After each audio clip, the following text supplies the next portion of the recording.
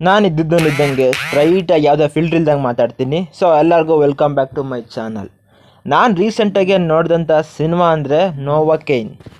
ಇದೊಂದು Hollywood comedy action movie. Cinema ಮಾತ್ರ ನನಗೆ ತುಂಬ ಇಷ್ಟ ಆಯಿತು ಗಾಯ್ಸ್. ಸಿನಿಮಾ ಬಗ್ಗೆ ಮಾತಾಡ್ತಾ ಬಂದರೆ ಈ ಸಿನಿಮಾದಲ್ಲಿ ನಮ್ಮ ಹೀರೋಗೆ ನೋವು ಅಂದ್ರೇನು ಅನ್ನೋದೇ ಗೊತ್ತಿರೋದಿಲ್ಲ. ಈ ಥರ ಅವ್ನಿಗೆ ಯಾವುದೋ ಒಂದು ಸಿಂಡ್ರೋಮ್ ಇರುತ್ತೆ. ಅವನಿಗೆ ಸ್ಪರ್ಶ ಜ್ಞಾನ ಆಗಲಿ, ಬಾಡಿಗೆ ಯಾವ ಥರ ಹೊಡೆದ್ರೆ ಆಗಲಿ ನೋವು ಕೂಡ ಆಗೋದಿಲ್ಲ. ಇಂಥ ನಮ್ಮ ಹೀರೋ ಒಂದು ಬ್ಯಾಂಕಲ್ಲಿ ಅಸಿಸ್ಟೆಂಟ್ ಮ್ಯಾನೇಜರ್ ಆಗಿರ್ತಾನೆ. ಆ ಬ್ಯಾಂಕಲ್ಲಿ ಬಂದಂಥ ರಾಬರ್ಸು ಅವನ ಗರ್ಲ್ಫ್ರೆಂಡ್ನ ಕರ್ಕೊಂಡು ಹೋದಾಗ ಅವಳನ್ನ ಕಾಪಾಡೋದಕ್ಕೋಸ್ಕರ ಯಾವ ಥರ ಇವನು ಹೋಗ್ತಾನೆ ಅನ್ನೋದೇ ಈ ಒಂದು ಮೂವಿಯ ಮೇನ್ ಸ್ಟೋರಿ. ಸಿನಿಮಾದಲ್ಲಿ ನನಗೆಲ್ಲ ಕಡೆನೂ ಒಂದು ಥರ ವರ್ಕೌಟ್ ಆಯಿತು ಗುರು. ಅಲ್ಲಿರೋ ಆಕ್ಷನ್ಸೇ ಆಗಿರ್ಬೋದು, ಎಲ್ಲ ಸಿಚುವೇಶನ್ಸು ಕೂಡ ಚೆನ್ನಾಗಿ ವರ್ಕ್ ಆಯಿತು ನನಗೆ ಮಾತ್ರ.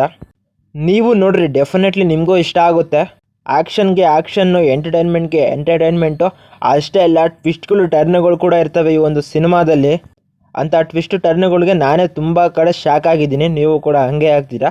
ಸಿನಿಮಾ ಮಾತ್ರ ನನಗೆ ಒಳ್ಳೆ ಫೀಲ್ ಕೊಡ್ತು. ಈ ಒಂದು ಸಿನಿಮಾದಲ್ಲಿ ಬ್ಯಾಕ್ಗ್ರೌಂಡ್ ಕೋರೆ ಆಗಿರ್ಬೋದು, ಮ್ಯೂಸಿಕ್ಕೇ ಆಗಿರ್ಬೋದು, ಓಕೆ ಚೆನ್ನಾಗೇ ಇದ್ದಾವೆ. ಮತ್ತು ಸಿನಿಮಾ ಆ್ಯಕ್ಷನ್ಸಲ್ಲೇ ಆಗಿರ್ಬೋದು, ಸ್ಕ್ರೀನ್ ಪ್ಲೇ ಕೊರಿಯೋಗ್ರಫಿಲಿ ಆಗಿರ್ಬೋದು ಚೆನ್ನಾಗೇ ಬಂದಿದ್ದಾರೆ. ಈ ಒಂದು ಸಿಚುವೇಶನ್ಸು ನನಗೆ ತುಂಬ ವರ್ಕೌಟ್ ಆಯಿತು.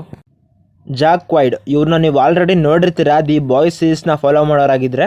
ಬಟ್ ಆ ಕ್ಯಾರೆಕ್ಟರ್ಗಿಂತ ಸಖತ್ತು ಡಿಫ್ರೆಂಟಾಗಿ ಈ ಒಂದು ಕ್ಯಾರೆಕ್ಟರ್ನಲ್ಲಿ ಅವರು ಪ್ರೆಸೆಂಟ್ ಮಾಡಿದ್ದಾರೆ. ಇನ್ನು ಹೀರೋಯಿನ್ ಅಂಬರ್ ಮಿಡ್ ಥಂಡರ್ ಸಖತ್ತು ಶೇಡ್ಸಲ್ಲಿ ಅವರ ಒಂದು ಕ್ಯಾರೆಕ್ಟರ್ನ ಈ ಒಂದು ಸಿನಿಮಾದಲ್ಲಿ ಪ್ರೆಸೆಂಟ್ ಮಾಡಿದ್ದಾರೆ. ಇವರೇ ಈ ಒಂದು ಸಿನಿಮಾದ ಹೀರೋಯಿನ್ನು. ಸ್ಟೋರಿಗೆ ಮೇಯ್ನ್ ಟ್ವಿಸ್ಟ್ಗಳು ಟರ್ನ್ಗಳನ್ನ ತೊಗೊಂಬರೋದು ಇವರೇನೆ. ರೇ ನೆಲ್ಸನ್ ಇವರು ಲಾಸ್ಟಲ್ಲಿ ಸಾಯ್ತಾರೆ, ಬಟ್ ಇವರ ಒಂದು ವಿಲನಿಸಮ್ನ ಚೆನ್ನಾಗಿ ಪ್ರೆಸೆಂಟ್ ಮಾಡಿದ್ದಾರೆ ಈ ಒಂದು ಸಿನಿಮಾದಲ್ಲಿ. ಮಿಕ್ಕಿಯವರೆಲ್ಲರೂ ಅಷ್ಟೇ ಅವರ ಒಂದು ಕ್ಯಾರೆಕ್ಟರ್ನ ಚೆನ್ನಾಗೇ ಪ್ಲೇ ಮಾಡಿದ್ದಾರೆ. ಆ್ಯಕ್ಷನ್ಸ್ ಕೊರಿಯೋಗ್ರಫಿ ಅಂತ ನನಗೆ ತುಂಬ ಇಷ್ಟ ಆಯಿತು. ಆ ಒಂದು ಹೀರೋಗಿರೋ ಕಾಯಿಲೆನ ಪ್ಲಸ್ ಮಾಡಿಕೊಂಡು ಇಲ್ಲಿ ಆ್ಯಕ್ಷನ್ಸ್ನ ಬ್ಲೆಂಡ್ ಮಾಡಿರೋದು ಇನ್ನೂ ವರ್ಕೌಟ್ ಆಯಿತು ನನಗೆ ಮಾತ್ರ. ನಾನು ನಿಮಗೆ ಪ್ರಾಮಿಸ್ ಮಾಡ್ತಾ ಇದ್ದೀನಿ, ಸಿನಿಮಾ ನಿಮಗೂ ಕೂಡ ಒಳ್ಳೆ ಫೀಲ್ ಕೊಡುತ್ತೆ, ಸ್ಯಾಟಿಸ್ಫೈ ಕೂಡ ಮಾಡುತ್ತೆ. ಸೊ ಸಿನಿಮಾನ ನೋಡಿಲ್ಲ ಅಂದರೆ ನೋಡಿ, ಪ್ರೈಮ್ ವಿಡಿಯೋಸಲ್ಲೂ ಮತ್ತು ಆ್ಯಪಲ್ ಟಿವಿನಲ್ಲೂ ಅವೈಲಬಲ್ ಇದೆ. ಆಲ್ರೆಡಿ ಈ ಒಂದು ಸಿನಿಮಾನ ನೋಡಿದ್ರೆ ನೀವು ಈ ಒಂದು ಸಿನಿಮಾನ ಯಾವಾಗ ನೋಡಿದ್ರಿ ಅನ್ನೋದನ್ನು ಕಮೆಂಟ್ ಮಾಡಿ. ಇಂಥ ಎಲ್ಲ ಸಿನಿಮಾಗಳನ್ನ ಥಿಯೇಟರ್ನಲ್ಲಿ ನೋಡಿದ್ರೆ ಮಜಾ ಜಾಸ್ತಿ ಇರುತ್ತೆ. ಬಟ್ ನಾನು OTTಲಿ ನೋಡಿದ್ದೀನಿ. ಸೊ ನಾನು ಮತ್ತೆ ಸಿಗ್ತಾ ಇರ್ತೀನಿ. ಬಾಯ್.